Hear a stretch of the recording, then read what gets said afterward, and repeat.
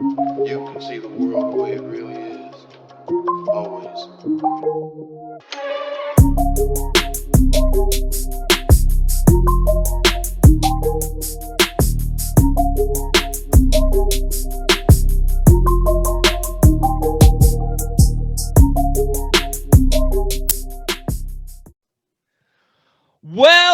Well. We are back. Another episode of Built by Bailey's podcast. Welcome back. We are about to get started with our next guest, but before we do so, as always, we're going to say thank you so much to our sponsors, Confluence SBC. Tom Hardy's business is co-working space up in Boulder County. He's in Lafayette, Colorado. He's got a fantastic building. As we move forward in this pandemic, he's got all kinds of different options for people that are still working from home. Kids are still on online school for some facets. He's got availability for all kinds of things that will work for you and your family. And if you're looking for something like that, or if you're looking for office space, he has leases for full terms as well. ConfluenceSBC.com is the place to go look in Boulder County. Also want to say thank you to Brian Scott with 6ix9ine Design, graphic artist extraordinaire.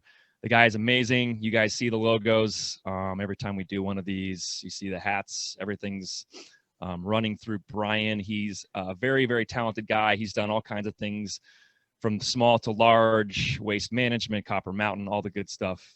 And Brian is a cool guy. So shout out Brian Scott, 6ix9inedesign.com. Go look him up for graphic artistry. That is not a word. I just made that up. Is now. That's what I'm saying. Document that. We're in there. With that being said, our next guest is realtor extraordinaire. And now, as I hear it, life coach, if I'm correct, Libby Boyd. Welcome to the show. Thank you so much for having me. I don't like the term life coach. I should just say executive coach. Sounds so much like, I don't know, right? Yeah, you're the executive to executive coaching. Yeah. Let's talk. Well, so I've heard of that life coach term before. I know that and maybe you can explain why, if for some reason some of the realtors are jumping kind of into that boat as well. But we'll just start off with talking about how you got into real estate, what you've been doing, and then we'll kind of dive into executive coaching. Is that better? Sure. Yeah, I can.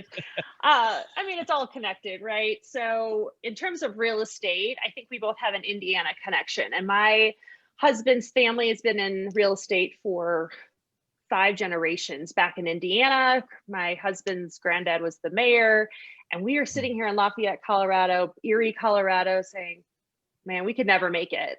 This Boulder County thing is pricey, right? Same. And my husband was doing IT, and we just were thinking, I should really go into real estate, move back to Indiana.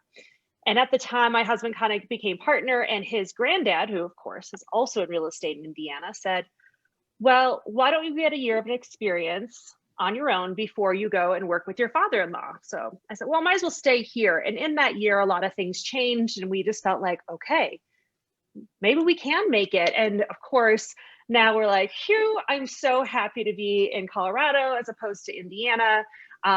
His sister took over his dad's business back in Indiana. So kind of a random direction after getting my master's degree and working for web development companies.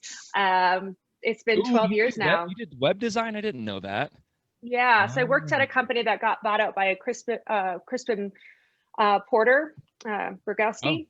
Okay. And so I did like the Denver Art Museum website when they went through the Daniel Libeskind big expansion. When Izzy got bought by Pepsi, I did that website. So I have a whole, we all have, I think, 5 careers is average at this point. So yeah, we're getting. Hey, we know that. Yeah. We know that, man. Exactly. I'm on career like number 8. Up?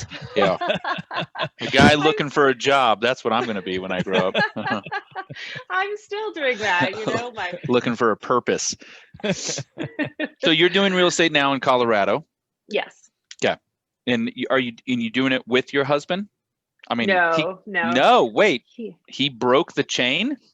So funny, I went and got my license. He took a really cheap, you have to have like your GRE and pass your test, for you have to have your education.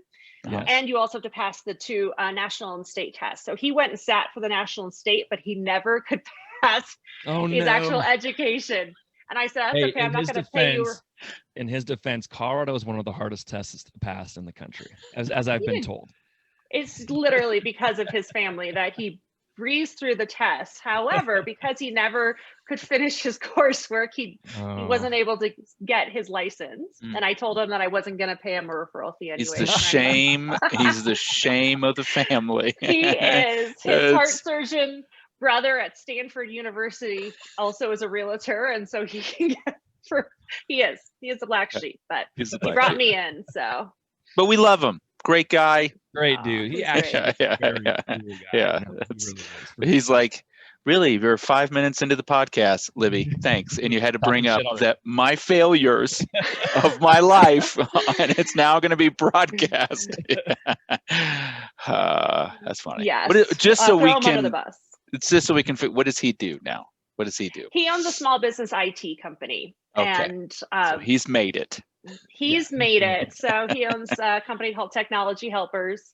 Okay. And, the term outsource isn't great, but we like to, so he does IT for, I don't want to name drop the companies, but a lot of law firms and some big breweries around. And it's great. You hit, Nice. 321 extension and you get his company where he has himself and 4 employees. So nice. If you need a lot of manpower, you got it. But That's if nice. you don't have a lot of problems, so he's built a really beautiful, amazing company and really awesome team. So he's doing all right. He's doing all right. Good. Okay.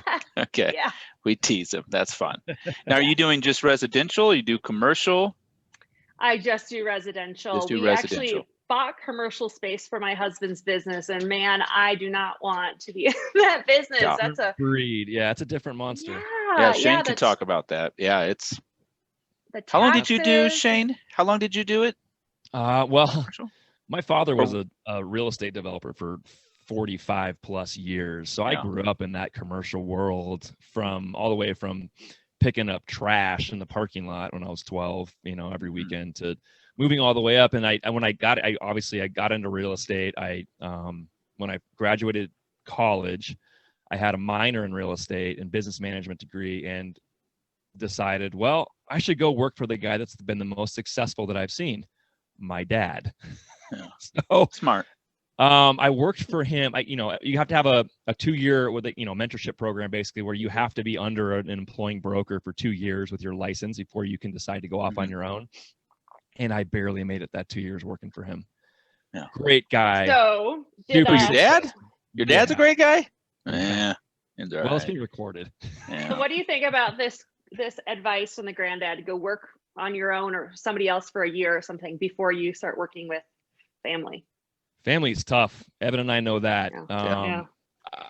My dad and I had a really, we'll just say, rocky relationship when I was young, and it wasn't 100% on one side or the other. There are 2 alpha male personalities pushing against each other. One thinks he knows everything at 22 years old. One does know. Who thinks he knows everything at 65 years old? He obviously knew way more than I did. But so I when I quit working for my dad, I thought I had it figured out. I'm gonna do it better. 2 years was up, started my own company, made it 4 or 5 years. 2 different brokerages, had a bunch of brokers, didn't have any, kind of went all over the place. Property management, decided, fuck this. Yeah. I hate it. It's such a different world. It really is. And what I should have been doing was residential real estate, with kind of my background. My dad has never seen construction. He doesn't know the difference between a sawzall and a nail gun, but he understands how things work and how things get put together. Did a lot of development, and I could have gotten into residential real estate and gotten to where I was now a lot faster. I didn't. I was very stubborn. And then thank God Evan bailed me out, and he called me and said, "Hey man, you wanna let's actually do it. Yeah. Let's do it. And let's do it. Let's go shake a stick at it and see if there's something still alive there, Yeah. That's a good question though, Libby. we're lucky that Shane and I, both of our fathers, brothers, in case you're not sure how uncles work. I don't know why I've had to clarify that they're brothers. Okay, so they're brothers. So they're brothers. So they're. And that's So that means they're. oh, You guys are cousins. you guys are cousins. Both of our fathers were very successful in their own right, went different paths. One kind of went this entrepreneurial work, work for themselves. My dad climbed the corporate ladder successfully, retired. But they're both, as much as they would want to not admit it, they're like the same person. Right? Just different, like same candy, different wrapper. Right? They're like, I'm a blue wrapper, or I'm a green wrapper, but the candy is the same. Yeah, and I think working for somebody else, and I think a lot of people, you brought it up, 5th generation realtor. Yep. I think it's in my opinion, I think it's super important that somebody, use the benefit of a family context with the family experience. I mean, that is what a great head start. But I think for just evolving purposes, getting uncomfortable is probably the best advice you could give someone young. Like, dude, it's easy to stay in that lane and have a parent or your uncle or whatever just tell you what to do, and you can just like take the playbook. But if you want to evolve and innovate the business, for the future of even if it's a family business, step out and go get uncomfortable, bring in new ideas, try to do different things, listen to somebody else. But then take these things that you've heard and weigh them up against this credible resources that you have. Hey, this is what they're doing. That's not what we do, son. Well, I know that's not what we do, but what is your opinion about what they're doing, and how can we maybe take what we do as a family and look at this? So I think it's really important, even if you have that. That's kind of like, hey man, before you go to college, go travel for a year. Just go like fuck it up for a little bit, Right. And then come back. College is going to be there for you if you're lucky enough to get to go. So I think it's right. Did you do that? Did you lean on your husband? Not lean on. That's a terrible word. Did you? How much of a resource did you use his side of the family in 5 generations for your real estate? Huge. Yeah. So my father-in-law passed away 2 years ago, the same day that Leanne passed away, my former managing broker, a year ago. So it's been really hard because those are my two, like, absolutely, I just ride or die, as I'll call my my father-in-law. But he was so good and so sharp and just nailed it. The good thing and the bad thing about real estate is that you'll never get bored.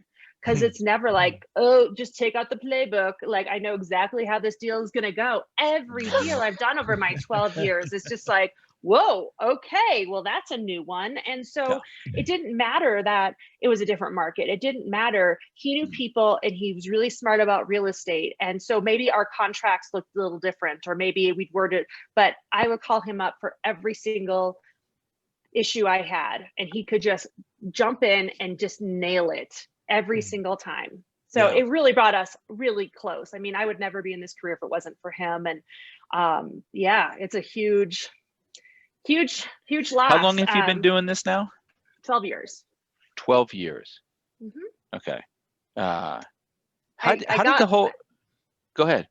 I was working at a company and I got my license. So I was planning on finishing my, I finally, I finished all my coursework and I found a company to sign up with. And the plan was on Monday morning to quit my job, which is really exciting, and go full-time real estate. My husband happened to propose that weekend. So I showed up and I'm like, wow, I'm engaged. I quit. So that's awesome. I was planning on going full-time, but it seemed like an opportune time. Like, got a ring on it, and the arrows are pointing your direction. Yeah, exactly. So 12 years ago. Okay. What are you drinking, by the way? What is that? Oh my gosh, it's just my tea, but my mom made me this thing. I know you guys can't see it if you're listening to us.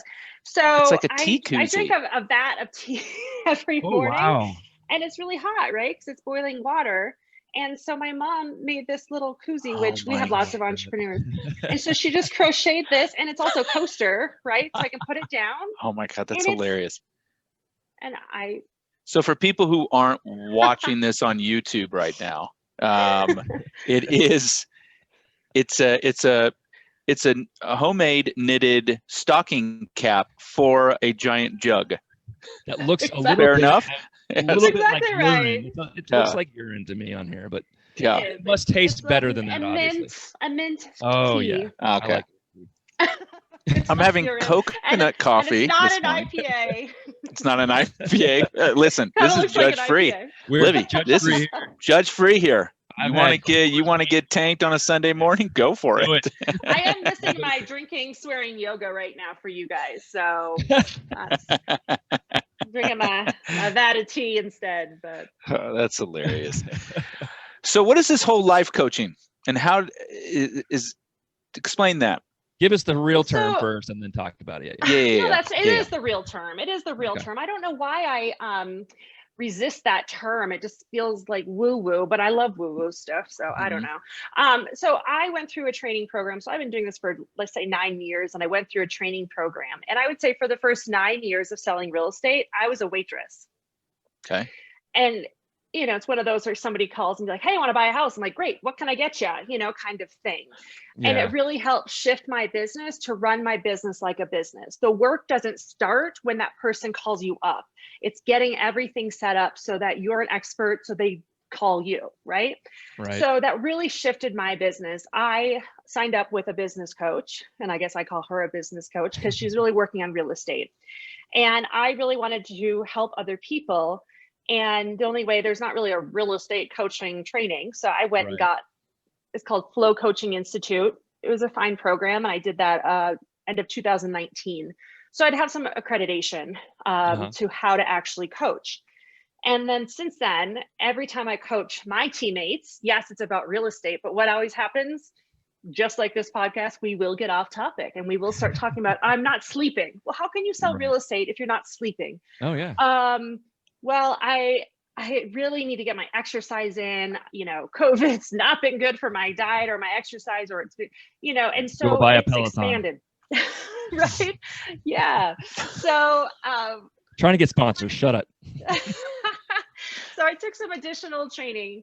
Yes, because it's all holistic, right? It's about sleep. It's about stress management. It's about, going back to trying to improve your immune system, sleep, stress management, nutrition, exercise. So I got another certificate that's lifestyle medicine coaching, because I want to have some additional skills so that, yes, I get the real estate stuff. I'm doing this for 12 years. I can really coach people when they're working with these deals, or how to build their business, and how to build their database, how to connect with people, etc.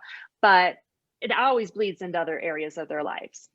So you can't excel in real estate if another part of your life is falling apart. And now I'm doing another training that's change coaching, because nobody comes to me and is like, everything's perfect, Libby. I don't want to change anything. Teach me how to just stay consistent, right? So it's all about change. It's whatever they're like, I'm here and I want to be here. I want to sell more. I want to make more money. I want to get more listings. I want to get more referrals, whatever it is. What do you want to change? And that's what I'm getting some additional training on now. So Cool. So how much is the coaching for realtors to be able to create a healthy environment, right?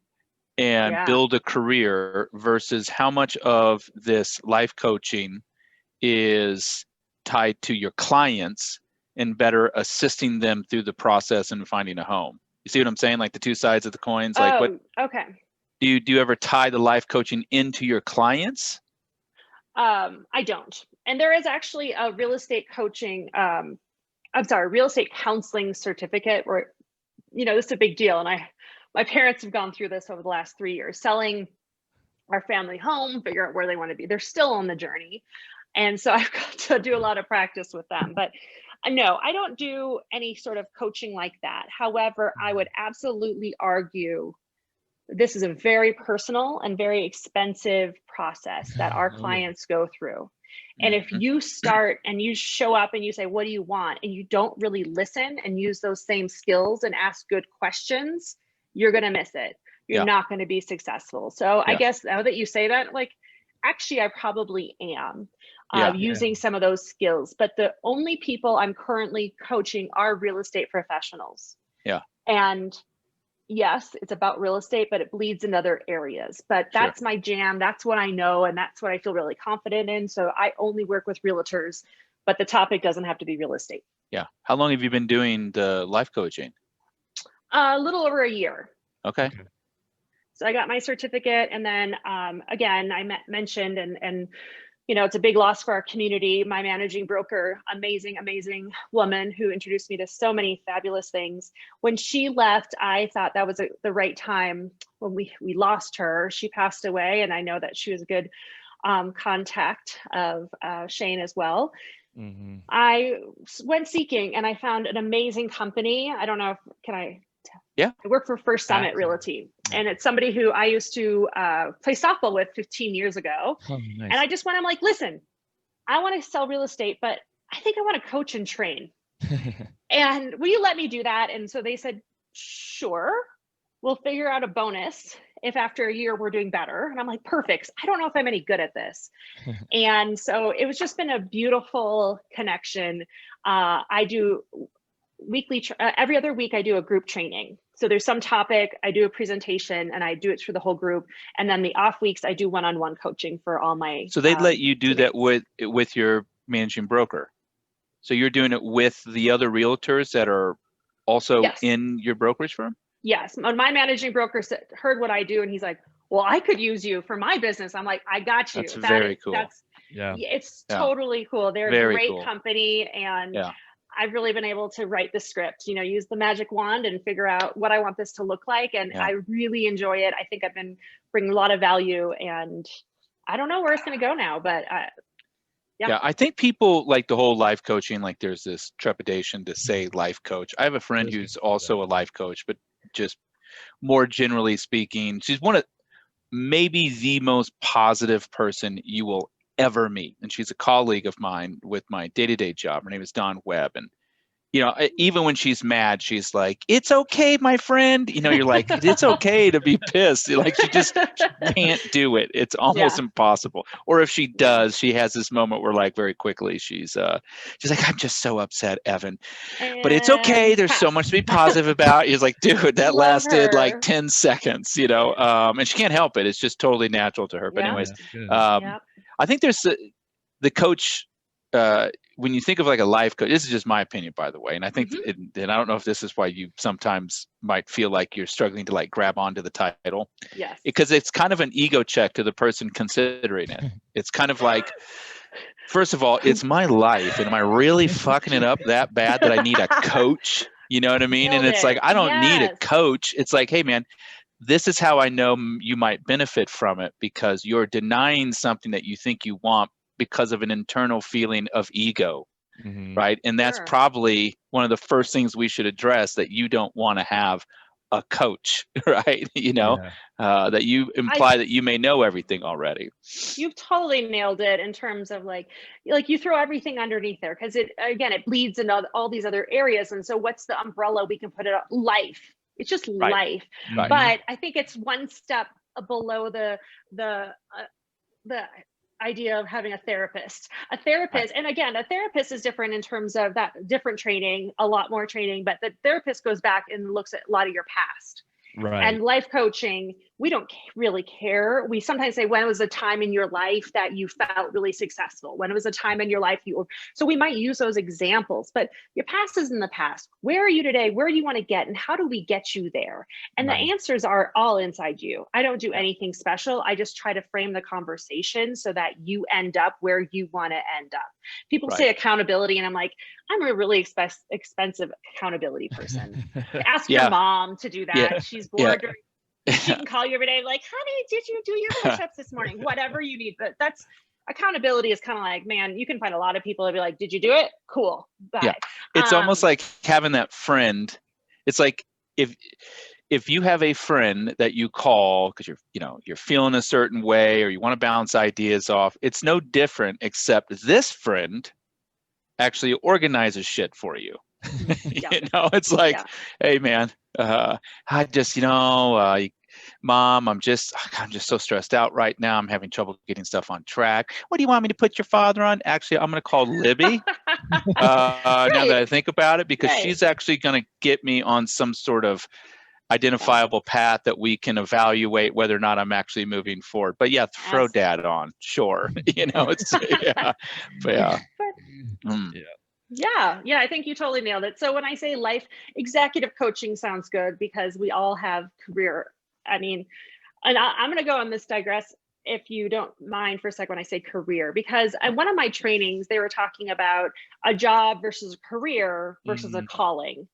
And I really resonate. I was like, calling. Okay. Some jobs are callings. Like, that's cool. But, a job is great. You show up, you get paid, you go home. Usually you don't take it home with you. It's something you do for a task you do for the money. And that's fine. We always say, I think of this as a career, which is like this next level, which it is. There's advancement, there's promotions, additional payment, additional recognition on a career. But then there's this third tier that I didn't really think about, and it was a calling. And the example they give was a plumber. And as somebody who works inside of homes, especially right now when we're all really at home, a calling feels a little lofty for a plumber. Although I'm like, kids, become plumbers or electricians, man, because we need them. But again, a calling. So this plumber shows up, the person's out of hot water, and the plumber shows up and addresses the problem and gets the hot water working. So that person, at least their day is completely reversed. They were on a bad path because they could not start the routine. They couldn't get their shower and they couldn't go to work because they hadn't had a shower. Their kids were, a mess, whatever.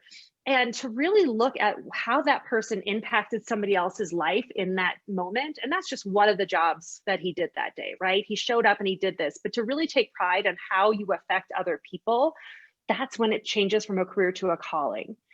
And I thought that was a pretty good example because a lot of us can see that in our careers when we really look. And I got a 6-paragraph testimonial the other day from someone I worked with for about 5 years off and on. And I love what I do when I'm able to just be like, what do you need?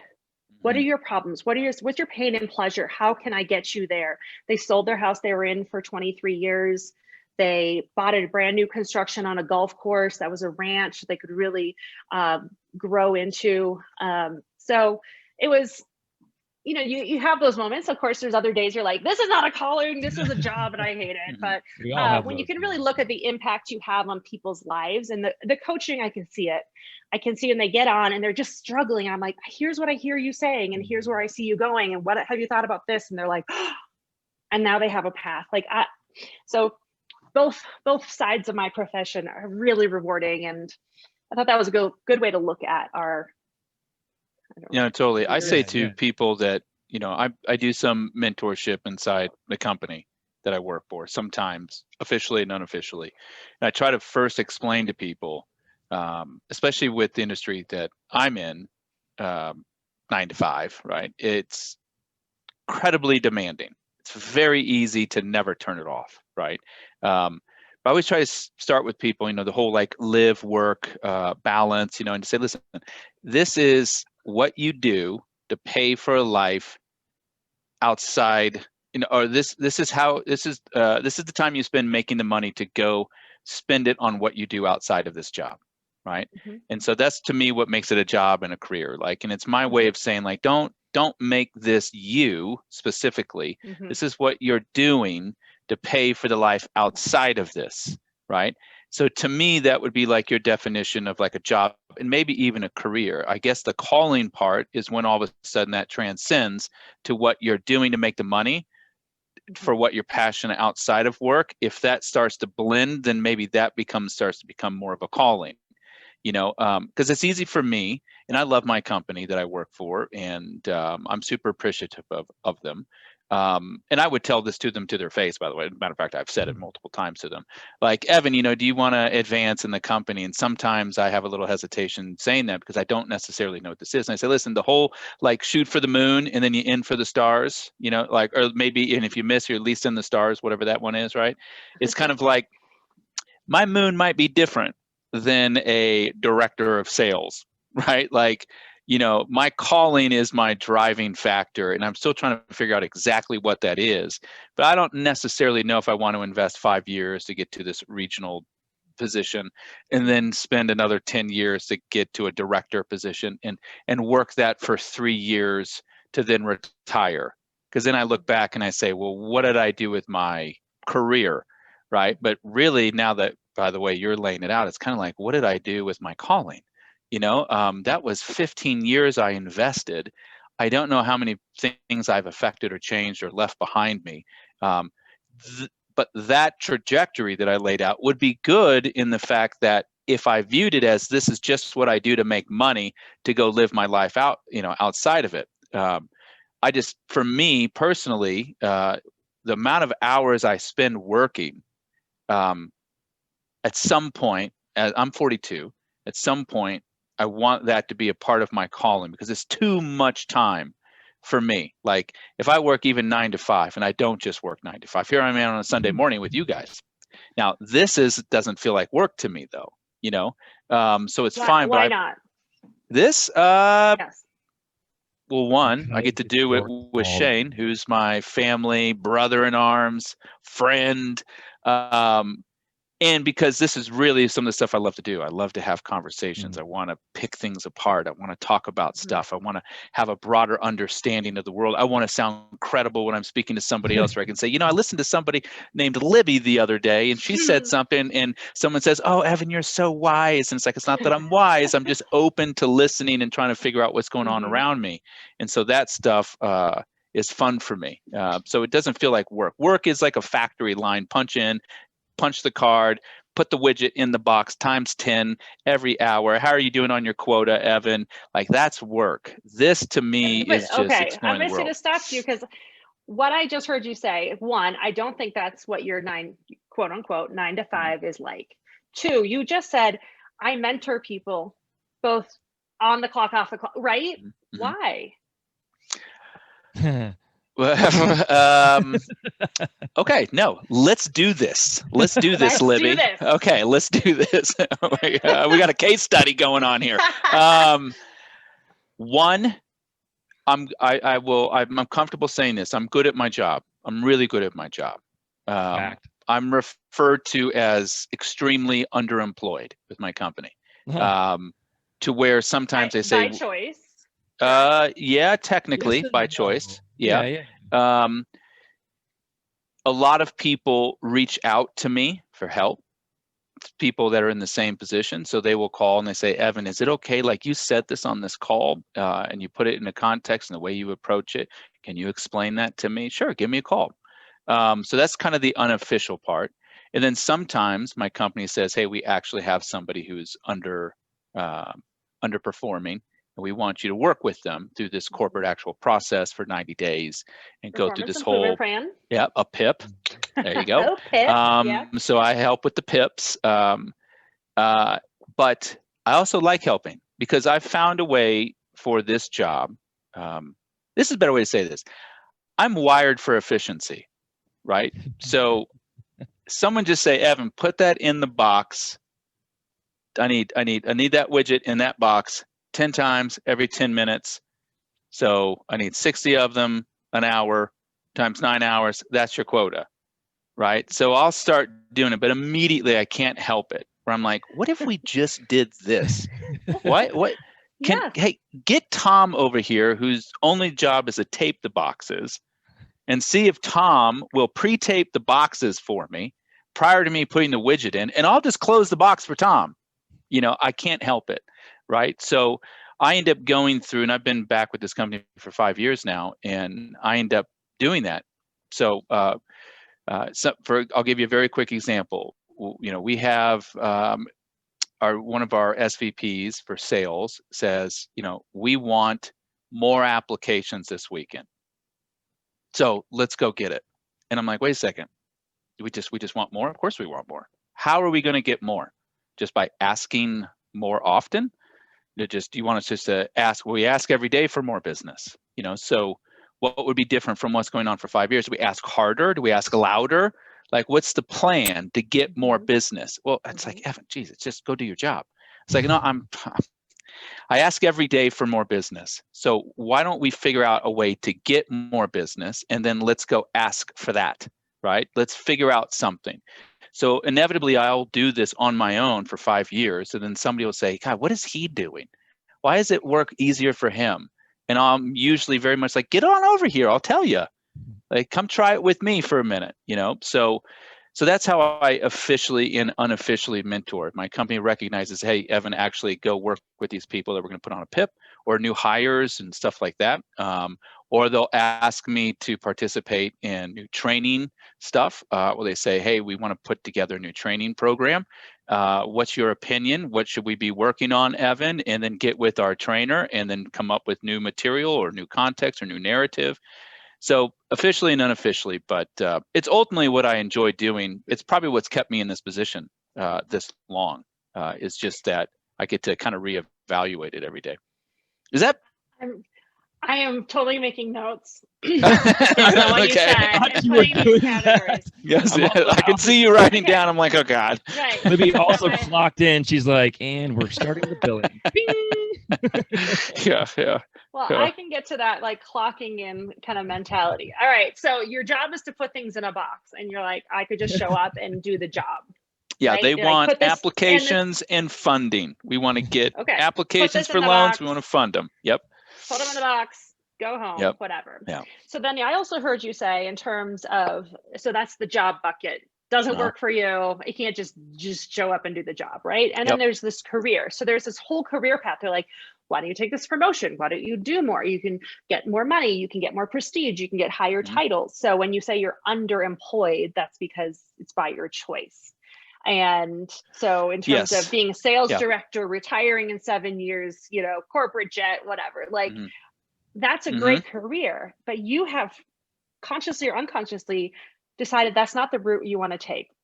So these are some of the words you said. Already nailed you. She's good, dude. I so feel funny, like my whole soul is open right now. Yes, it's correct. I'm not doing anything. No, this is great. These are the words you use. If you talk about calling being a higher purpose, you talked about training. Why does it look so easy when Evan does it? Let me show you that you love helping people. I'll be like, boom, totally. That's, I don't know. No, I just, it's I it. think it's No. It is. And I literally had my my direct supervisor on, let's see, it was a couple days ago. We had a regional position, 2 of them open. And inevitably, as soon as it becomes corporate, it's sent out corporate. I get all these instant messages from colleagues and people like, you're doing this, correct? And I'm just like, yeah, I don't think so. And there's like, are you crazy?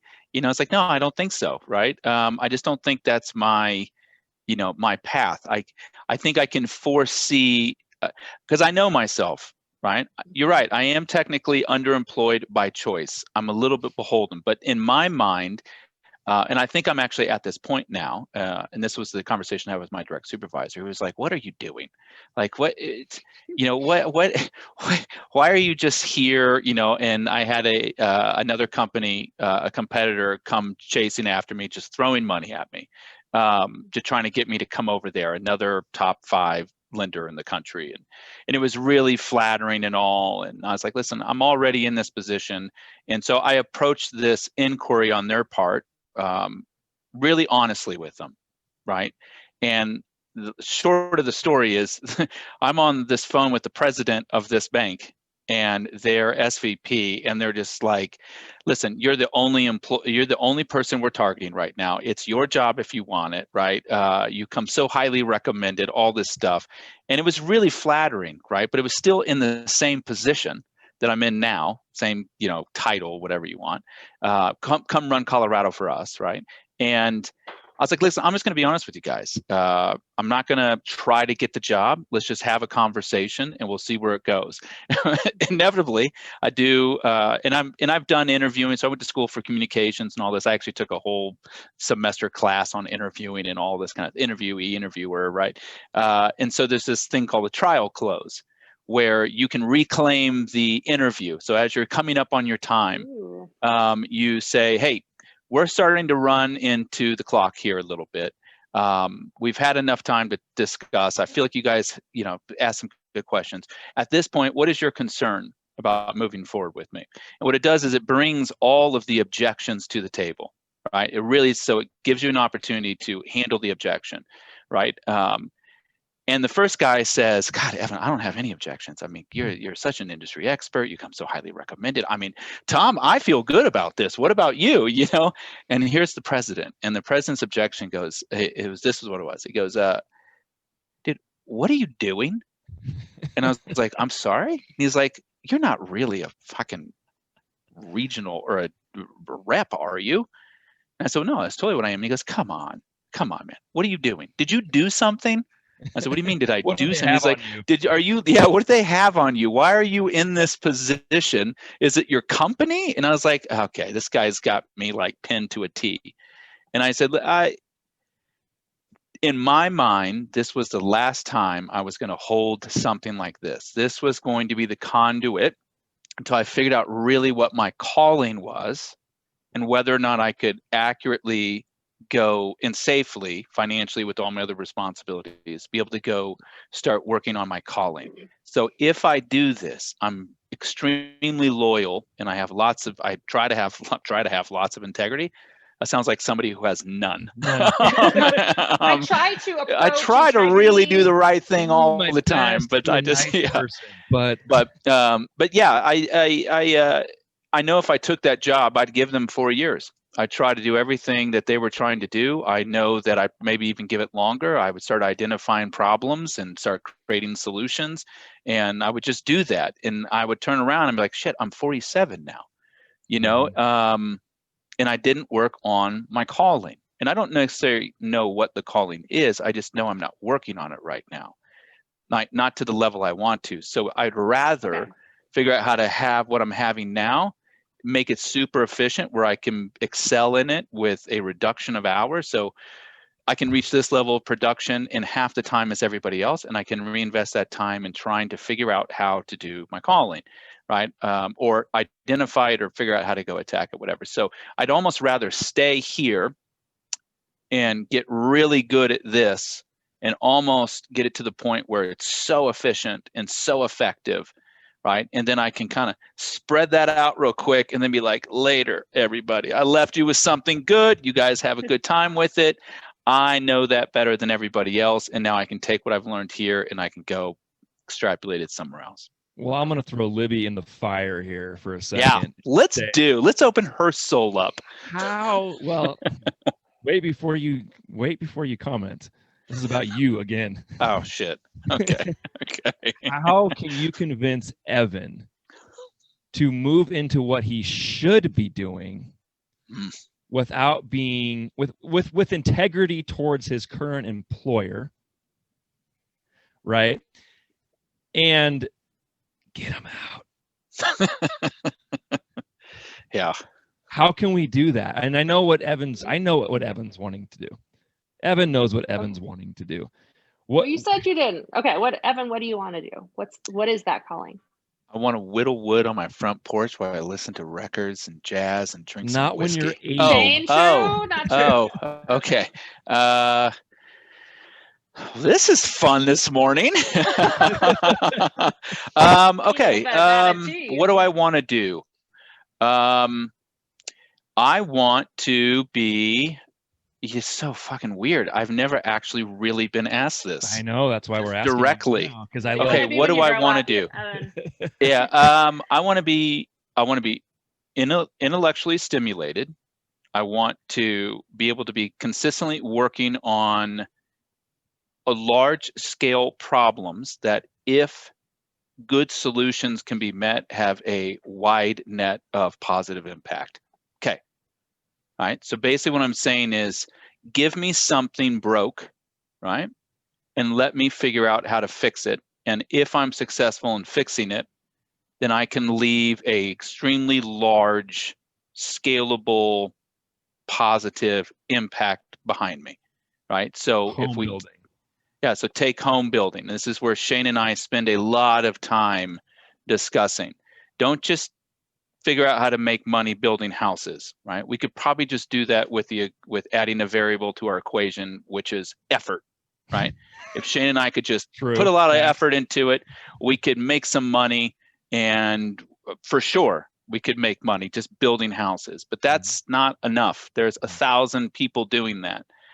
Tell me how to give someone a house that is beautiful, that is efficient, that is safe, and that can be afforded by everybody, that also we can lend money on, and we can provide a lasting low-income housing option that actually works, not just the house, but through the whole process, through the mortgaging of it, through the lending process, through all the other things and so that's kind of what I'm saying. It's like I don't want to just go build houses. I want to build houses with a purpose, right? Or I don't just want to develop a new ancillary program for auto finance. I want to do one that is actually beneficial to the consumer and protects them and the banks and the dealerships or whatever, right? So anything that isn't kind of in that category is, I don't know. I just say, don't waste my time. That's not it, right? So what I end up inevitably doing is saying, that's not it. That's not it, right? I'd rather someone come, now this is I'm just gonna give it a large scale example. I think this would sum it up, not that I think this. If someone came to me and knocked on my door and said, Evan, yes, my name is Tom. Don't ask how I got here. This is my partner, Susie Q. So clean water, yeah. Can you like take care of that for the world? Can you figure out how to do that?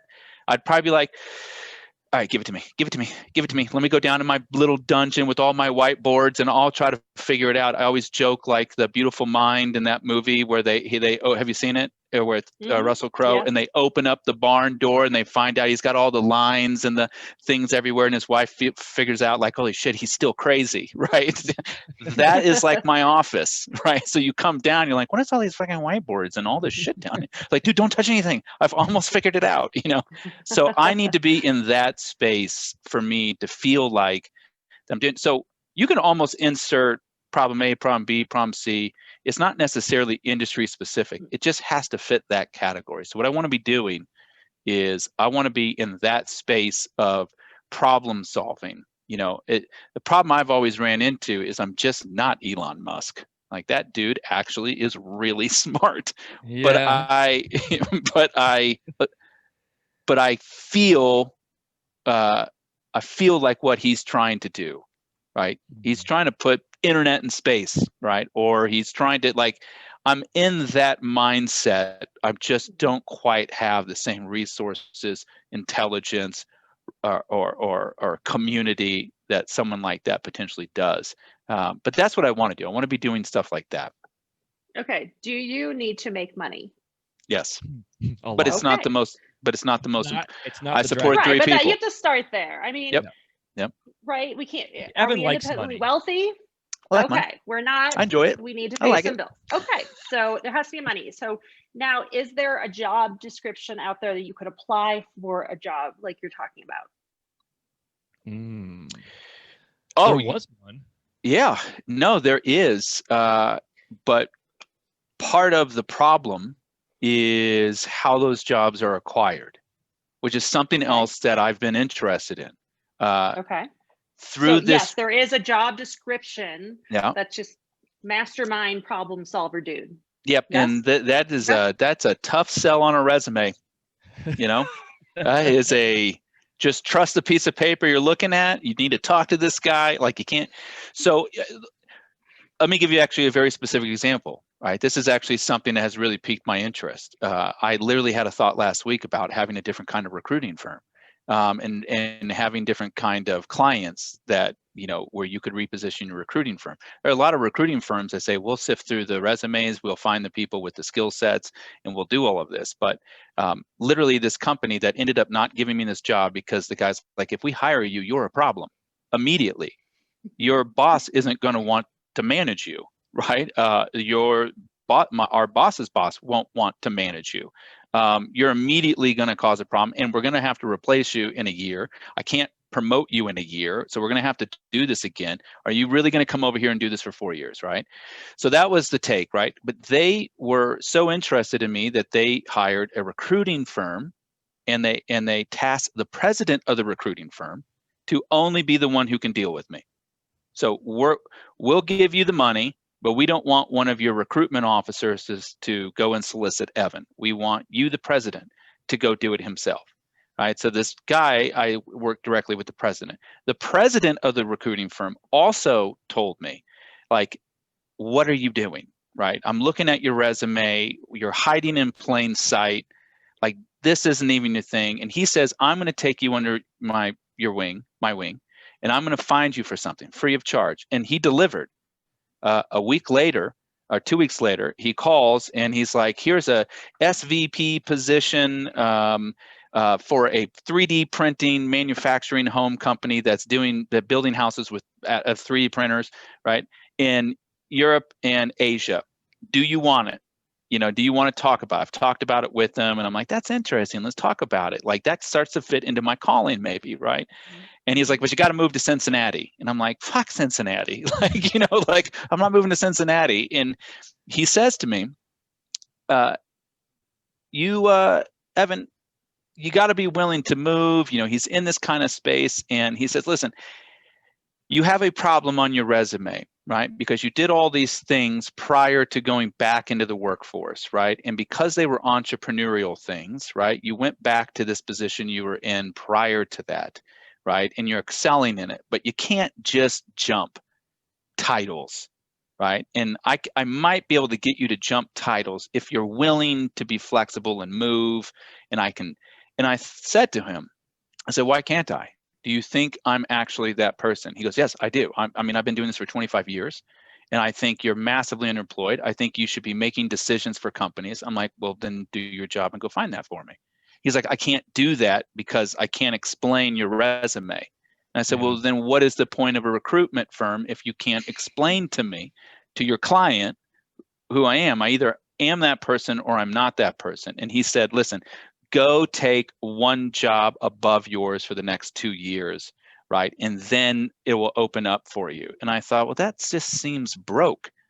If I am that person, then all we're doing is satisfying a recruiting process that has been developed and implemented. And now at this point, like, I also at some point also understand what he's saying, right? But then it says, why does it have to be that way? That sounds broke to me. Right? If there is a person who can actually use me now and you believe it, and your job is to go find that person for your client, here I am.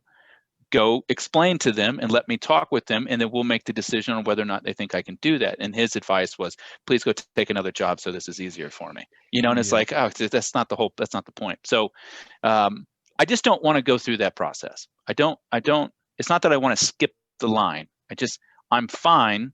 I've built a life around the income I'm making now. And I'd rather not become beholden to a new position just to be able to open up more doors specifically. And maybe I should, but I just don't want to. I see Libby's wheels spinning. Come on, you got to help me, Libby. I'm trying to get him out of this mess too. I want to be able to. Well, I mean, that it makes sense. Like, you have to. Yeah, I want to grow this. I mean, I'm growing it on my. Listen, Evan's great. Evan's a smart guy. Yes, sir. Obviously. He's my cousin, he's family. But I think part of what I do is a little bit what he does, but I just kind of just go out and do it. Is I try to encourage people, like, and you can hear it. We all have excuses of why there has to be a no inserted for whatever, right? We're all so good at doing that. And I catch myself doing it. Even with everything that I've changed in my last year, I catch myself saying, not right now. But with everything that's happened, you got to stop saying, not right now. Because you literally, we're running out of time. I mean, I'm not getting any younger, certainly. And I get the money thing is difficult. I have made myself very, very aware of what money really is in the last year and a half, and have a completely different relationship with it. And shockingly, I've made a lot more of it in the last year. And setting goals is important. The resolution thing every year it comes up this time of year I think it's silly. I know Libby's probably a fan of using the word goal, and they have to be realistic. Don't sit there and say, oh, this year I'm going to do it. I'm going to crush it. I'm going to make $5 million this year. Have you ever made $1 million this year? Have you ever made $100,000 this year? No. Well, then you can't set that goal. Start with realistic ones. And I'm sure that's some things that you talk about with your clients too, is where do you go in the next 6 months, year, 18 months, 5 years? But how do you get there? And if it takes a little bit longer, that's okay. But you got to start the process now and not say, no, not right now, if that makes sense. And I think that's what I'm trying to, like, I know Evan started that process because I hear him talk about it more than I've ever heard him talk about it in the last 2 or 3 years, right? And we've started kind of doing some things that we both are very interested in problem solving in the home building industry for sure, construction. But I want to get him. I'm impatient. I'm a very impatient person, but I want to get him there, and whatever that means for him, I want to get him there this year. I want to see a lot more progression. Okay, buddy. I want to see. Me too. But how All right, like, so, what can you say for him to get him moving quicker? So I'm going to give you a little acronym that This is great, by the way. I love this. I do too. Yeah. So in terms of goals, yeah, they say SMART goal. And of course, that's an acronym for specific, measurable, attainable, realistic, and time sensitive. So any goals you have in life should be SMART goals because, you know, whether it's with your weight or you have a goal of running a marathon this year, maybe I shouldn't do that because maybe that's not realistic, right? But I think it's, you know, it's there. So there's some that are a little bit easier. And so I can definitely help. It sounds weird, like, I just want to be happier. And you're like, okay, read the book 10% Happier, because that's a measurable, you know, whatever. So it's a hard thing. I put together, and I know that if we're listening to this, you can't see this, but all right, Evan, here's where you are. Okay. Oh God. Hold on a sec. Okay. These bad so you're boys kind of on. here in the middle with your profession. So one way to kind of backtrack is to not get paid.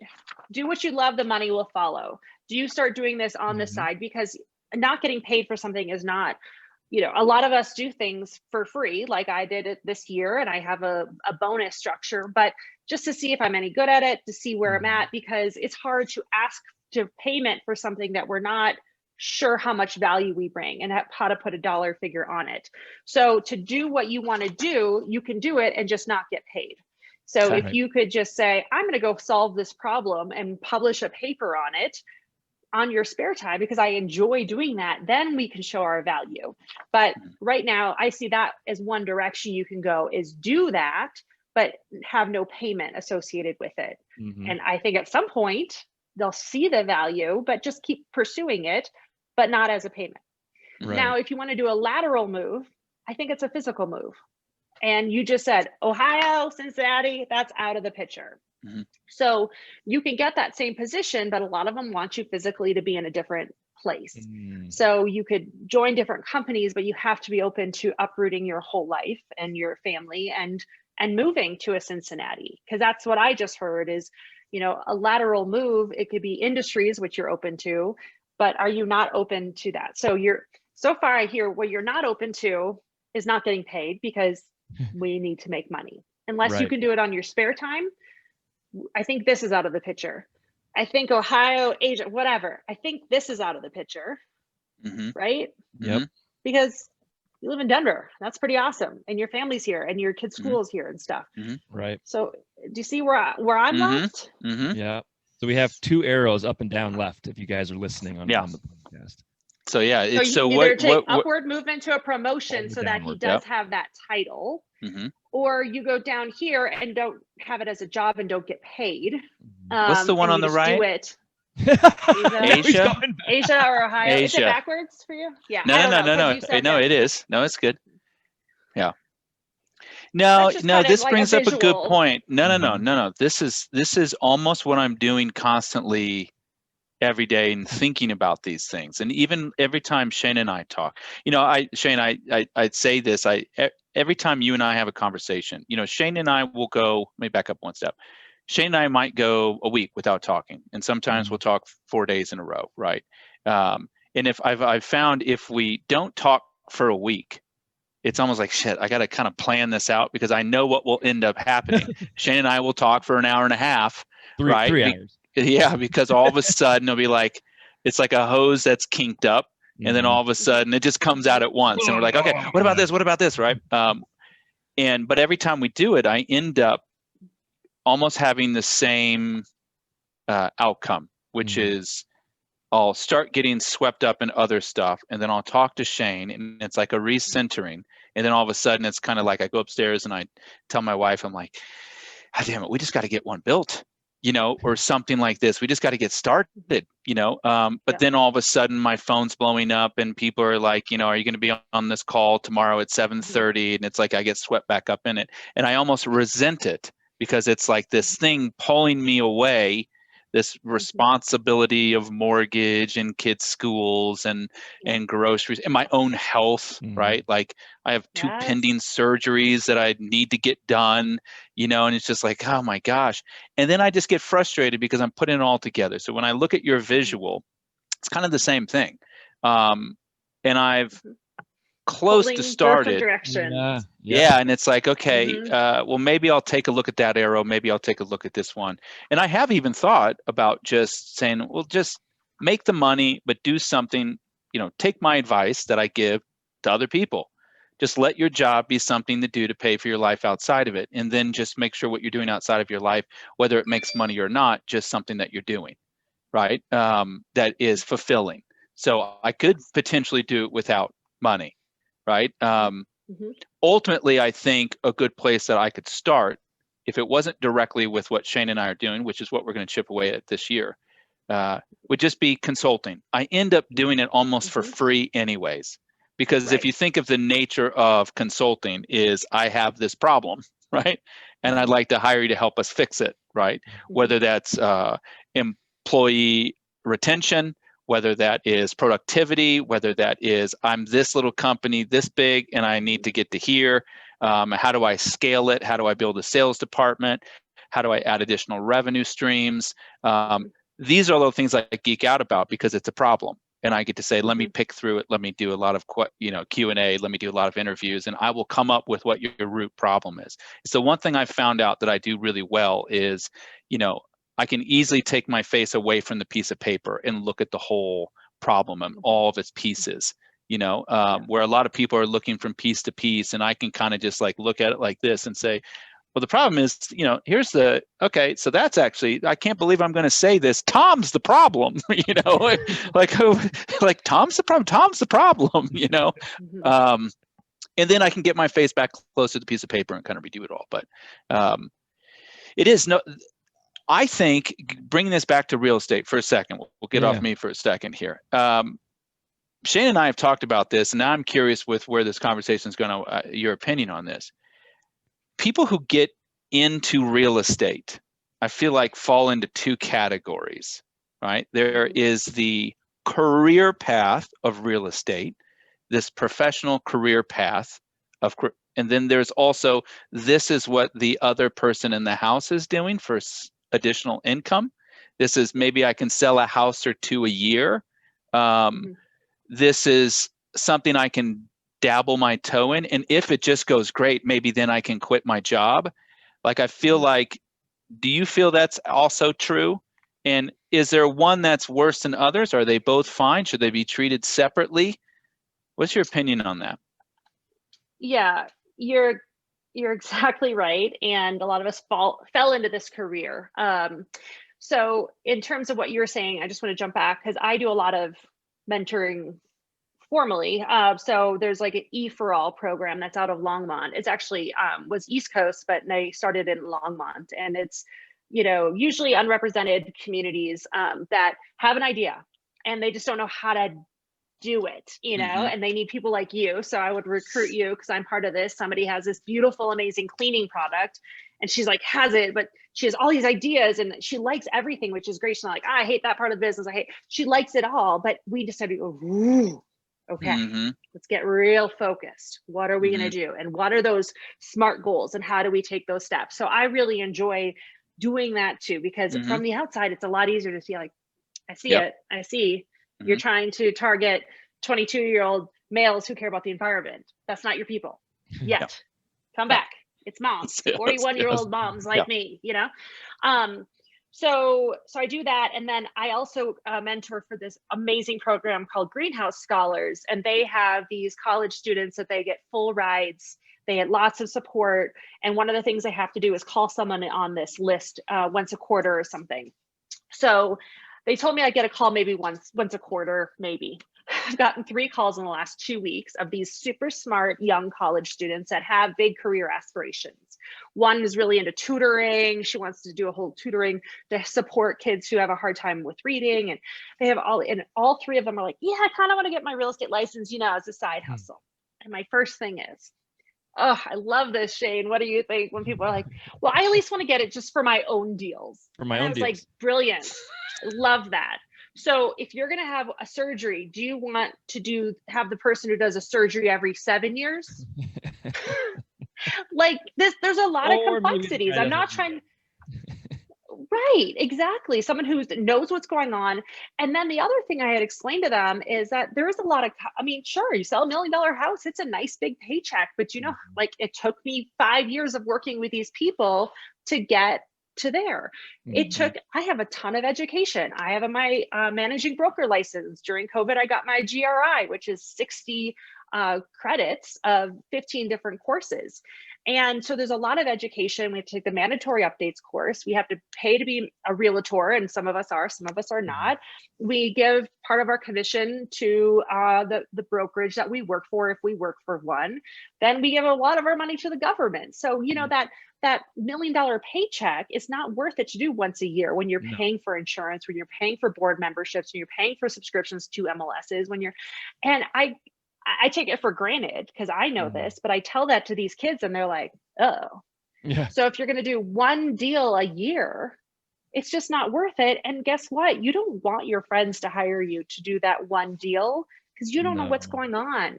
You don't know the new regulations. You don't know that Boulder is going to make you put high efficiency windows in that rental. Sounds brilliant, but you won't be able to get a rental license until you put on a brand new roof and do blown in insulation. So yes, I don't try to discourage people. And especially since now I'm trying to do more coaching. I had so many people, I'm thinking about getting into real estate. Can I pick your brain? I'll buy you a cup of coffee. And, bless her heart, there's a top real estate agent in Boulder. She's like, unless it's making me money, I'm not wasting my time. No, so Shane, I'm sure you get 1 million people every day. And I'm like, well, now I can recruit you, come work with my company. And then I at least get a cut of it. But I get a lot of calls once a week of somebody who wants to get into real estate and they want to pick my brain.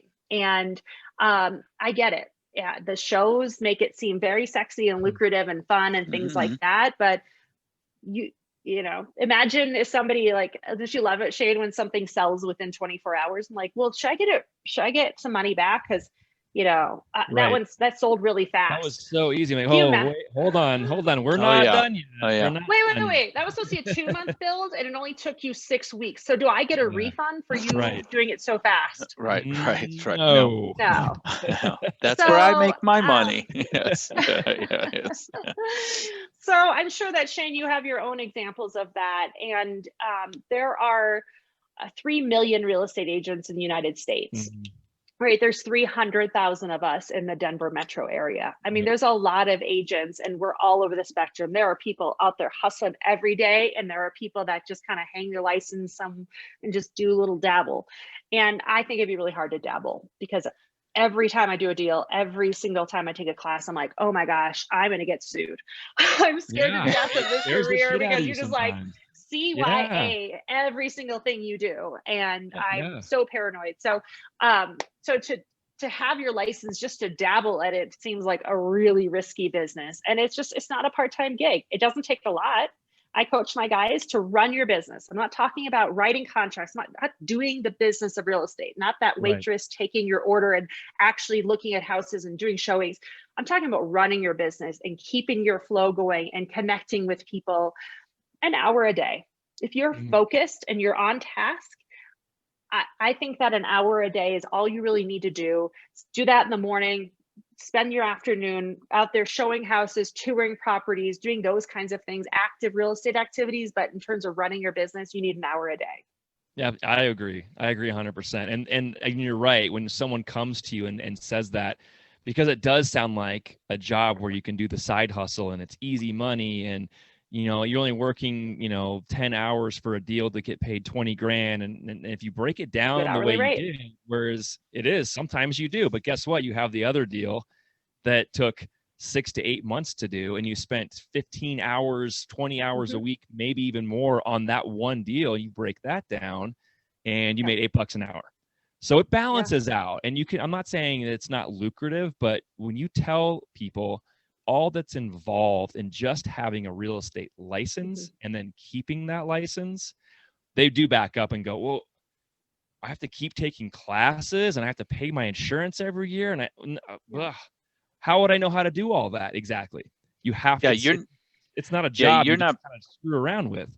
Yeah, you're not paying somebody to try to make it go perfect. You're paying someone to protect you from when it doesn't go perfect. Exactly. Right. This is like, and if you think about this, this is exactly how everything works. If you, it's like, Shane and I, we said this on a podcast like last year or something. I remember saying this, like, I should be able to do drugs.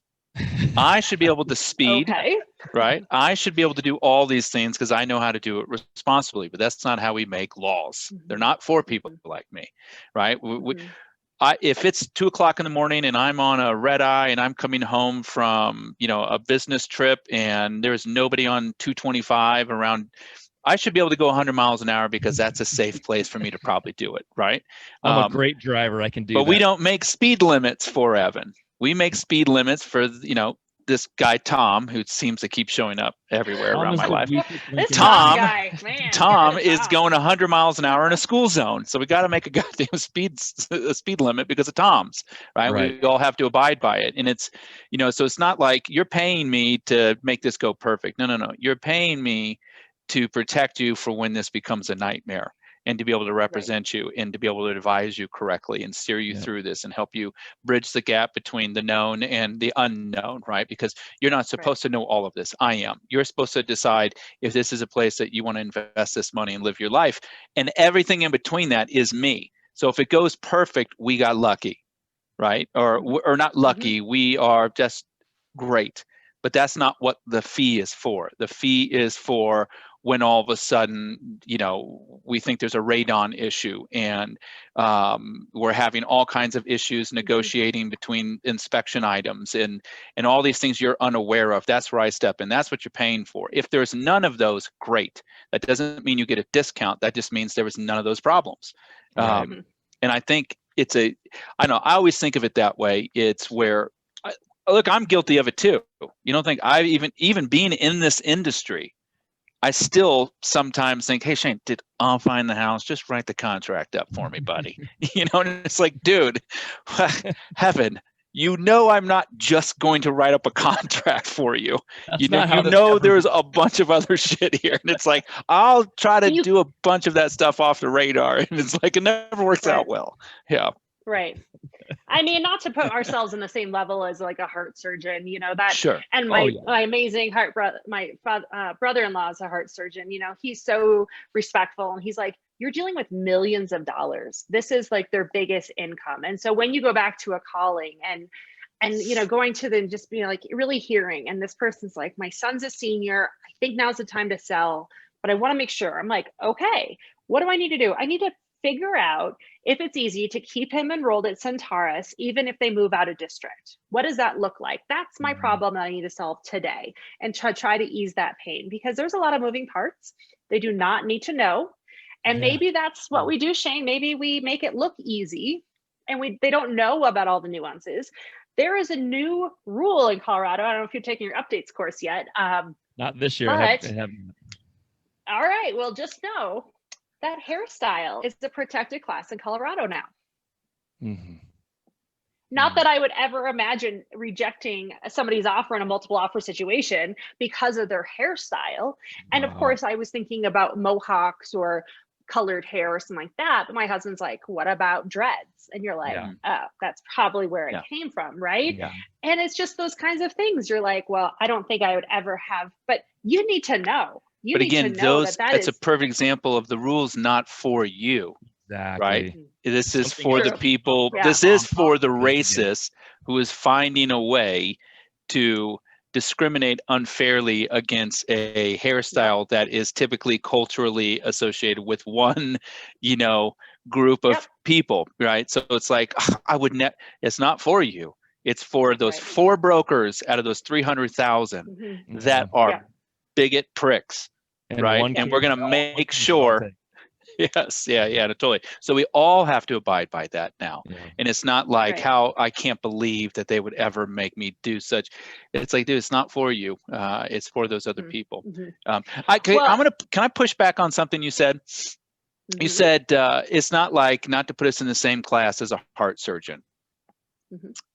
I would say yes and no. And I could make a pretty good argument that, yeah, it's like apples and oranges, right? One is potentially life and death, but one is potentially long-term happiness and financial security, which encompasses 20, 30 years of your life, or Mhm. 10 or 15 years of your life. This is the number one way people generate wealth, through real estate and through buying homes, and it's also where their memories are. It's where Yes. their so yeah, one is a little bit different. It's like a sharper needle, no pun intended, or a sharper knife, no pun intended, talking about a Yeah. surgeon. Yeah.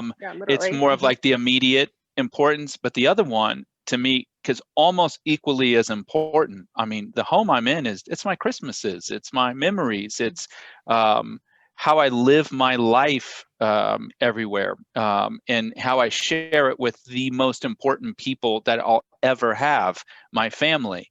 And Mhm.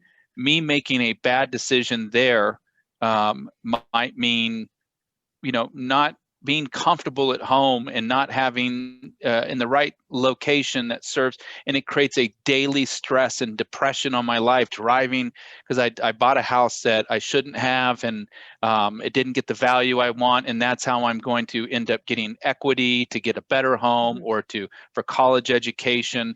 So there it is, kind of apples and oranges, but I think one thing that I would suggest to real estate agents, especially ones like you, right, who we just got done kind of talking about the other side of the coin of, I'll just do it as a side hustle, right, Yeah. is Yeah.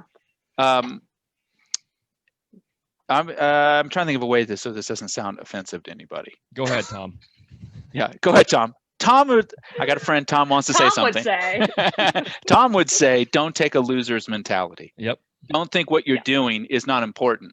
That you're one of 300,000. This is what stay-at-home And we'll moms all do do as the a side same hustle. job. We all do Yeah, like the don't. I surgery. still feel like there's Yeah. a little bit of Yeah. that in the industry where people are like, "Well, I'm a realtor." Like, dude, don't do Yeah. that.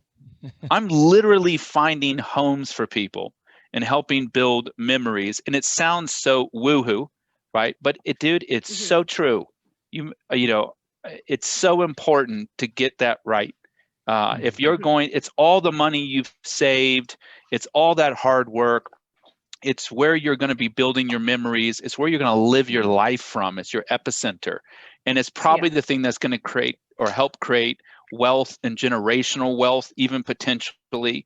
That's going to provide all these options. And it is a big window. It's not like a 1-year thing. It's 10, 15, 20, 30 years.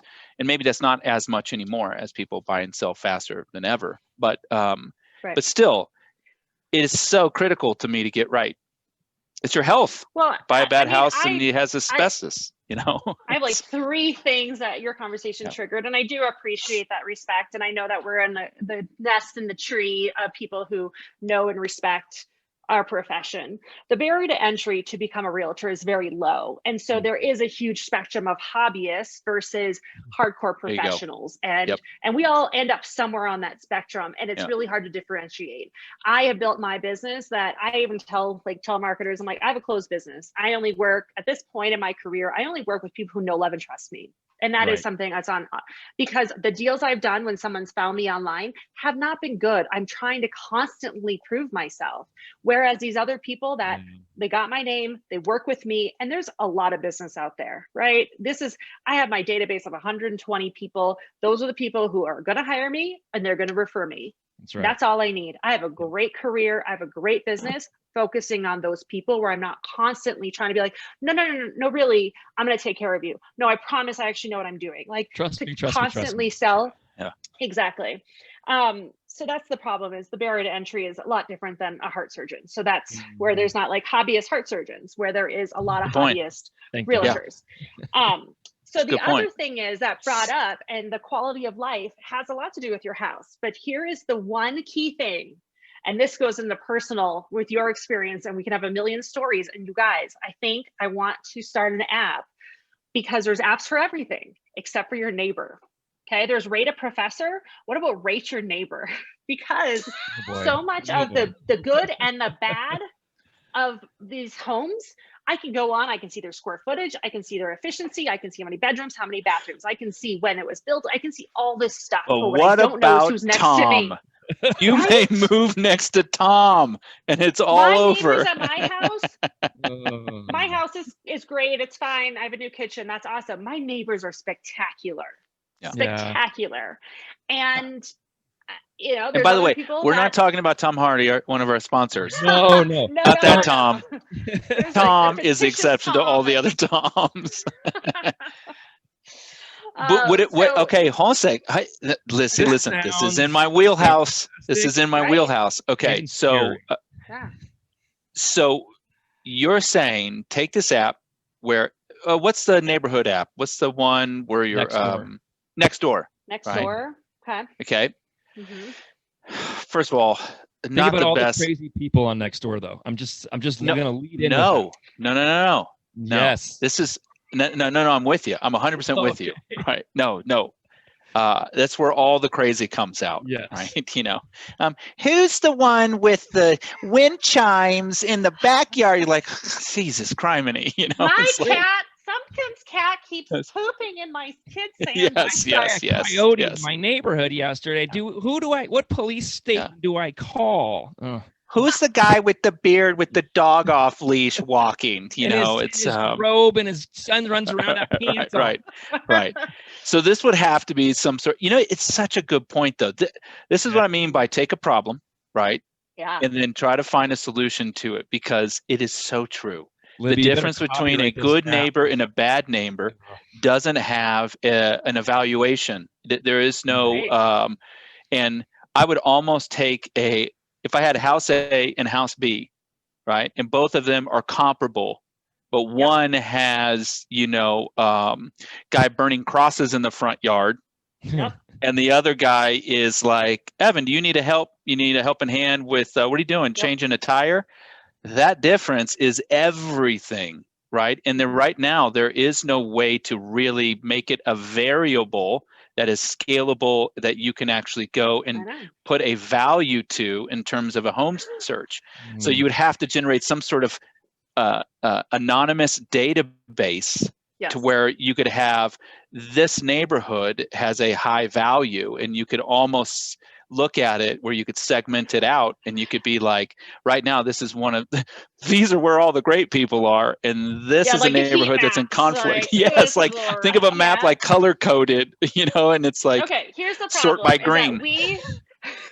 We like to complain, right? So I try to if I have a bad experience, I have to write to a great server or something if I had a bad server. So I try to balance it out, but in general, Nextdoor and other are going to be full of complainers. So I could see it being weighted so that if there's one bad neighbor, there's a lot of reviews in that neighborhood. If there's really good neighbors, people just don't bother to bring it up. So we'd have to figure, so that is part of the crux.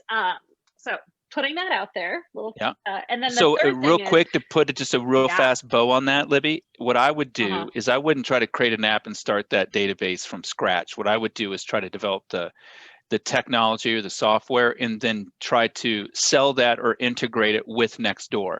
They already have the footprint, and you're going to say, here's what we would like to do.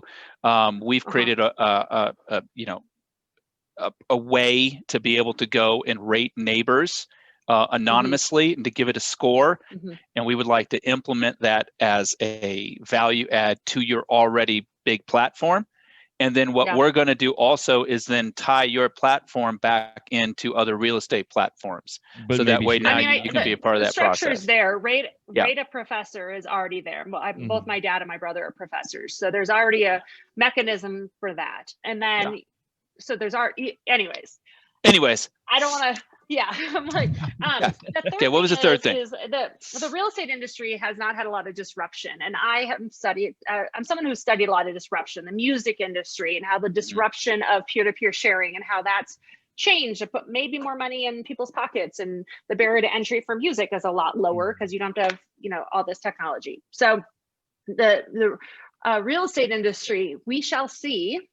I am all about technology and disruption and changing it up, but it's a pretty archaic system, right? People think with technology, I don't need a realtor anymore. And they have some decent arguments. I think that there's a lot of ins and outs, and the cost for us, I don't think is really that high. So, and the seller pays for it anyways. But it'll be interesting to see. There's some technologies, and some of them are major agencies, and there's one that just came to Boulder, and they have very sophisticated technology. They're like, we're not a real estate company, we're a technology company. And they have artificial intelligence, so they can predetermine based on someone's social media postings if they're going to move or not. You know, those kinds of, or they're looking to buy, or they had a change in life. We know that 17 reasons people move: pregnancy, marriage, divorce, you know, like 3Ds. all these things. So yeah. Yes. So there's this one company that's very much agency model, and there's other ones that are coming to Boulder that they don't participate in MLS. And so they can save you all this money because they don't have to advertise their fees, because we're not going to be on Iris or RE Colorado or any of those. So Right. I'm really curious to see how our industry changes. And, you know, if we say I'm a people person, I have, for the guy from the office, from Office Space, like that will get us pretty far. But if we are, if we don't understand technology and we can't utilize technology and meet our clients where they are, if you have an AOL account, I'm like, oh boy, this transaction is going to be a problem, right? So I love technology. I'm an adopter, but I'm really fascinated to see how this technology is going to change in the next 5-10 years. I had a lot of clients buying houses this year, sight unseen. Oh yeah. Oh yeah. And it's been very interesting to watch all this. And that being said, we're up against the clock, but I wanted to ask you, because it's a good lead in, about, you're up in Winter Park right now. You guys obviously live in Lafayette. Yes. And you are, how many days a week are you up there right now? I know you've kind of sort of done this because of COVID, right? Am I right? You know, you kind of, but so, I mean, with online schooling, it's been a little more flexible for some kids to be able to do something like this. I mean, are you doing the same amount of real estate volume right now? I know you're doing all the coaching stuff too, but so are you up there full time, would you say, right now? Is it part time? Like, how are you making all this work in one part? Absolutely full time. Last week, I had a final walkthrough through a new construction. I drove back, you know, it's an hour and 45 minutes. It's not terrible. It's not far. And then I should have a closing soon. In terms of my clients and showing houses, a lot of them aren't really looking at a lot of houses. So I do have some colleagues, and so they'll take out my clients and show properties. But again, I've really been very, in terms of my income, it was a fine year, especially considering I know I lost some deals because I did go on a 2-month RV trip, and people said, oh, I'm not going to bother her. Right. So I think we're going to have a huge shift. And Evan, I'd be surprised if your businesses aren't open, because what we've seen is that this online working from home has really increased people's quality of life, coupled with them actually being productive.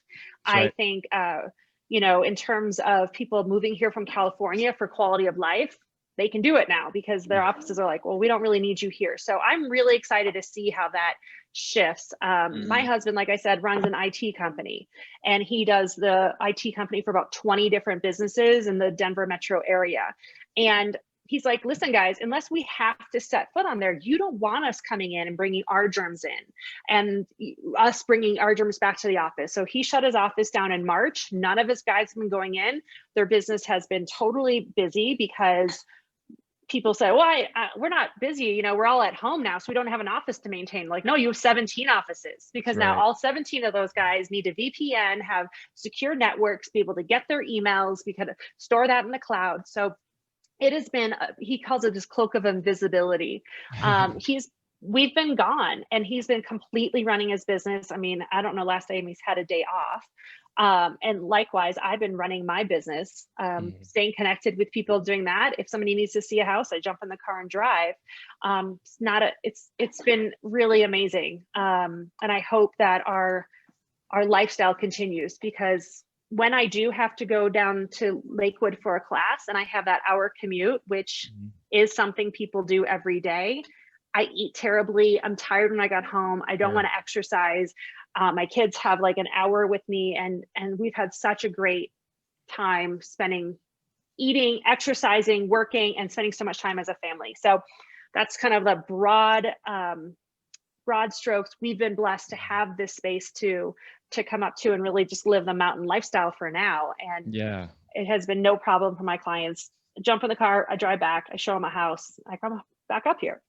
Yeah. Well, I agree. I think there's two things that I see potentially, more than potentially at this point, because now it's January 2021. But I think there's two things. One, I think you're right. A lot of companies have seen the proficiency surprisingly go up with people working from home, with companies that are able to work it that way. Obviously, not every job even has the capability. My wife's a PA. She can't work from home. Oh. She's in urology. She has to be there. Yeah. I mean, they're doing treatments and procedures and surgeries. Doctors, they can't do that, obviously. And that's, that's going to stay the same. I think maybe some small things have changed for the good in some of the business, but that's, what it is. There's another part of it that's, people that are not self-driven enough, or they need that I would say meeting quality of people being together, or they need to be in team meetings in person. And I think they're seeing some of that be difficult, although we're very adaptive as humans. I think we've seen a lot of adaptation, and we're just, take on how it is. But there are some businesses that cannot still, even if they're working from home, cannot continue to go there permanently because of some of those employees needing to have the access to whatever tools and other office issues that are coming from that. So I would say a lot of businesses are going to pull back and go remote because it's easy. It saves them money, and because people are happier and more proficient. And then the other side of that is just understanding precautionary issues moving forward with health. I'm hoping that companies like Google, who have put out the health basically the health availability, the way they've set things up for their employees, with in-house doctors and fitness rooms and gyms and all this stuff, where they're encouraging that. I think you're going to see more of that kind of coming to fruition, as far as people in general looking at their not just physical but mental health and seeing what's working, what's not. I think it's kind of eye-open to everybody, especially in this country. I think because of the way I see it is, we're one of the most unhealthy countries in the entire world. And I think that's kind of shown up, not just physically, but mentally as well, because I think other countries have kind of recognized the mental aspect, and that has been beneficial for them. But here in this country, I think we're mentally deficient, and I think it's going to help. So moving forward, I think we're going to see, you're able to do what you're doing from Winter Park a lot, right? That's cool. That's a lot. And Evan, although he had been working from home he was, some part of his job is going to need to come back into driving around, I'm assuming. But Evan's been very proficient at home, and I think his company has recognized that too. So I think there's going to be like a hybrid model going forward of the way we look at business, because even 50 years ago, going back to real estate, people were living very close to where they were working, right? Right. Everything was there. And because of the availability of the vehicle and highways, and just people's inability to purchase, because as the economy changed dramatically, inflation's changed. We've had a huge rise in appreciative value of houses, more than we've ever seen. People couldn't afford to do that anymore because everything was developed in one place for commercial use, but that drove everything out, up through the ceiling as far as price-wise real estate. So now I think you're going to see more of that happen locally again. So people are going to live where they want, but they're also going to be able to go into work closer to home. They're not going to be as willing to, if they have to go into work, they're not going to be as willing to drive anymore, which I'm not going to go into, but a lot of things are going to happen from that environmentally. So Yes. Long story short, I think this hybrid model for most people is going to be really cool to watch. And hopefully we get back to just being more like humans. Yeah, I think I'll put a little bow on this here too. Yes, with my business, I think what we have found out is that these kind of general business, let's see, I called it something the other day that I thought was it like business antiquities, right? Like these antiques of business. Like the handshake is it's like, okay, stop. You know, like cooler. yeah, this like that this is what we need is to have this environment for people to come work. And I think you saw like this being addressed. Go back to the early start of like Google and some of the tech companies, you know, putting ping pong tables in their, you know, it's like this was this transitional period of evaluating the environment in which people work and its effect on productivity. And I think what we have found is 2020 has been a pretty good teacher that really, when you strip it down, nobody gives a shit. Right. Yep. Like, in my opinion, like that's nice. Majority of people. Yes. Yeah. Absolutely. It's like, I don't need that. I don't, I mean, that's nice to have. But like my clients was one of these business antiquities. We send these reps out into the field and go meet with our people and put a face to the business. And it's like, really, when it's done, it's like, listen, man, I'm just here in my office trying to get some stuff done so I can make money and go home too. Right. So if we can actually find a way to make that more efficient, right, and more effective, that's really all we care about. Yep. So, you know, I tell my clients all the time, my job is not to have necessarily a relationship with you, right? My job is to make sure that you're doing as much business as you humanly possibly want to do, as much as you want to do with me, as effectively and efficiently as possible, with as little to no friction, right? And if you and I do that, we'll never talk. Right? You know, we both have plenty of friends and family, right? My job is to get you to the point where you're doing as much business as you want to do or you should do with me, as easy as possible with little to no friction. And if we're successful in that, we'll never talk, right? You'll just crush it with me and you go home and I go home, right? And then my job is to, when we're not on that track, to come in and kind of lift you up. Hey, like, whoa, whoa, whoa, you almost fell down a little bit, right? And to lift you back up into that. And I think, look, we had a skyscraper in Dallas for my company, you know, 60 some floors. And in a heartbeat, it was, how do we take, and we're a $10 billion entity, right? And we have all these people in servicing for the loans, all these buyers and funders and credit analysts and underwriters and marketing team. They're all there in the office. And in like a 1 month window, this logistical nightmare had to happen where everyone has to go home. And I think this fear was they're going to get home and they're going to get hung up with Jerry Springer, and the production's going to go down. And it was the complete opposite. Everyone figured out how to look at what we're doing right now. We're all talking together using this technology, right? That allows us to be able to do, Shane and I can interview, the last guy was in Montana, the guy before that was in Texas.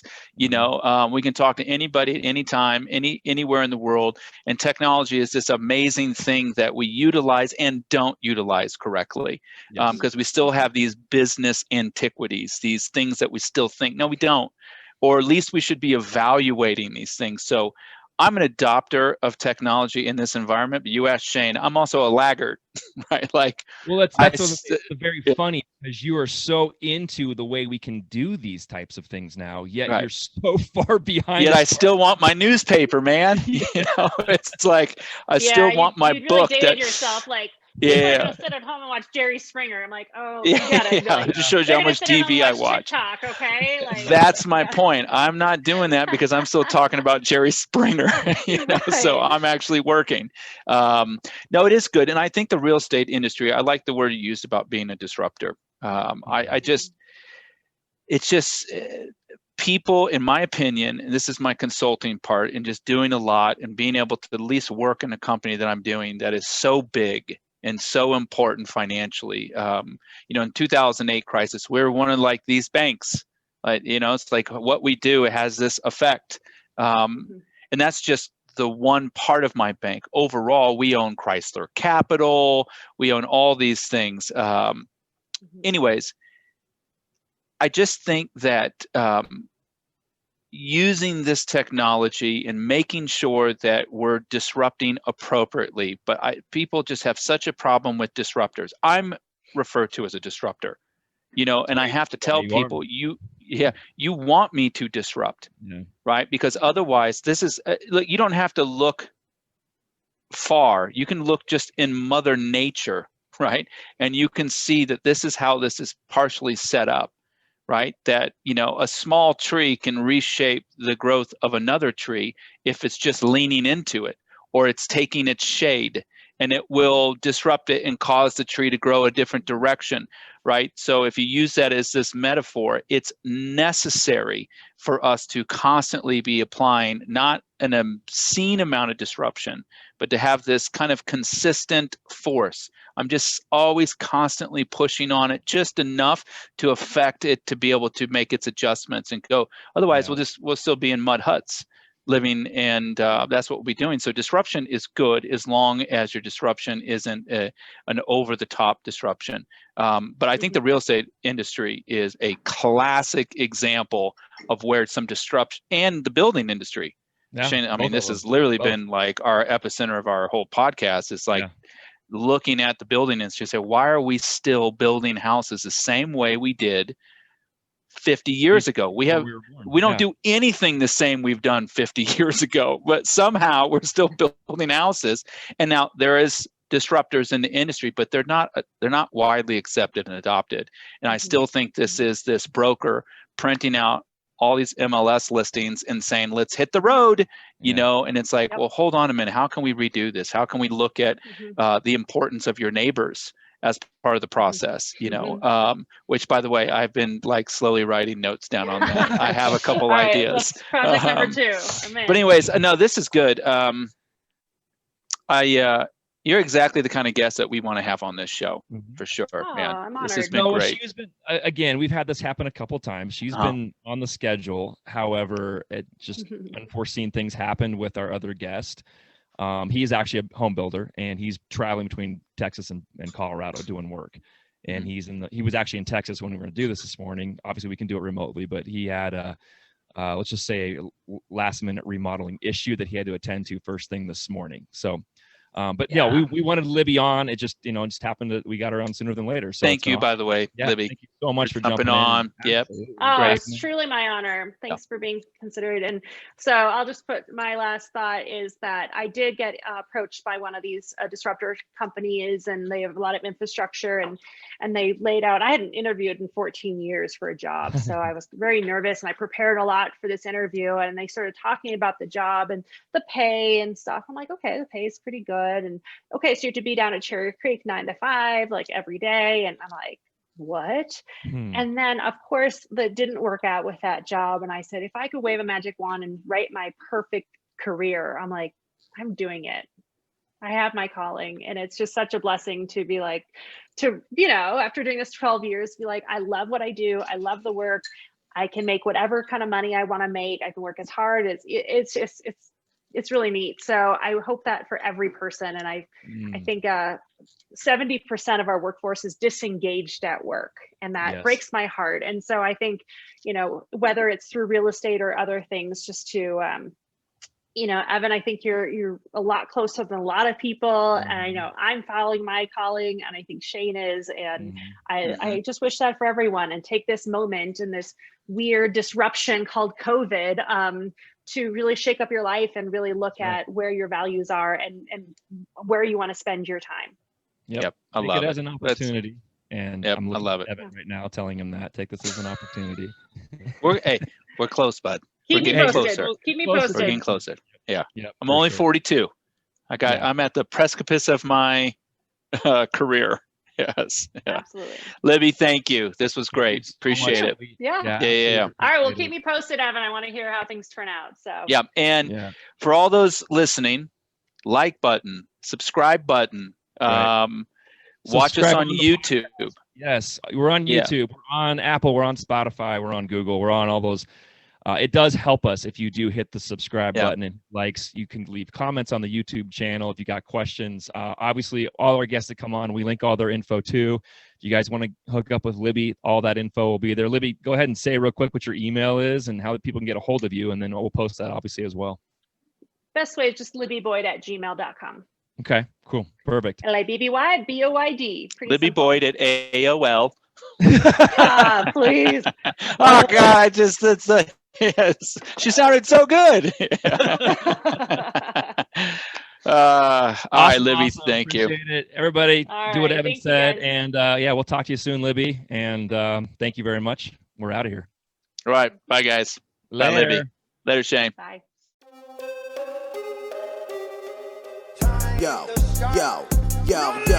step to my click and get overrun. The weight on my shoulder feels like a ton. This is all I want, fuck a one-on-one. This termination, no vacation. Vibration, create a creation that has nothing to do with religion. It's all part of an intricate system run by the guys in